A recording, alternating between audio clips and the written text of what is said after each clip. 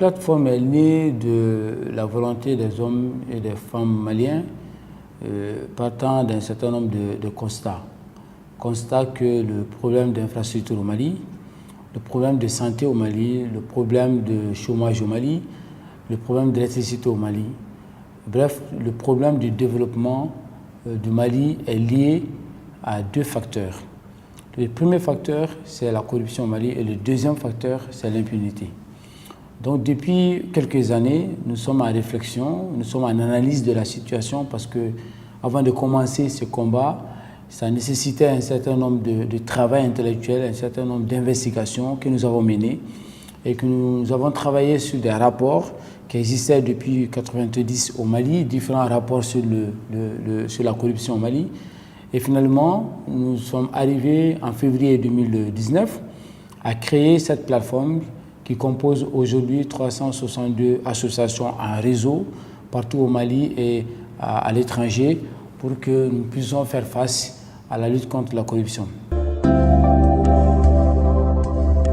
Quand on prend par exemple les meetings que nous organisons, ce sont des cartes que nous vendons, ce sont des cotisations que nous faisons entre nous, parce qu'on ne prend pas l'argent avec des politiciens, on ne prend pas l'argent d'une ONG, on veut aller avancer avec le peuple malien par le moyen qu'on a, parce que nous pensons que le peuple malien est souverain et c'est le peuple malien qui doit faire ce combat. Tout à l'heure, je viens de quitter le siège, il y a un jeune qui est venu, qui a arrêté sa katakatani. Il est rentré, il a dit, ben moi j'ai 500 francs à vous donner, il a donné 500 francs, on a écrit son nom, son prénom, et on lui demande de signer parce qu'on veut que les archives témoignent un jour. Nous avons déposé la plainte contre 8000 fonctionnaires maliens qui ont refusé de déclarer les biens.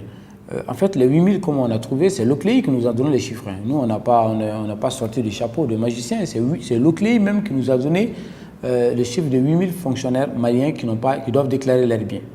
Depuis 2014, la loi du 27 mai 2014 prévoit qu'il y a une liste qui est là, pas que des fonctionnaires. Parce qu'on a entendu au moment que ce ne sont que des fonctionnaires, c'est pourquoi les syndicats ne veulent pas, c'est faux. Nous avons aujourd'hui la liste, nous avons la loi, l'article 35 donne la liste.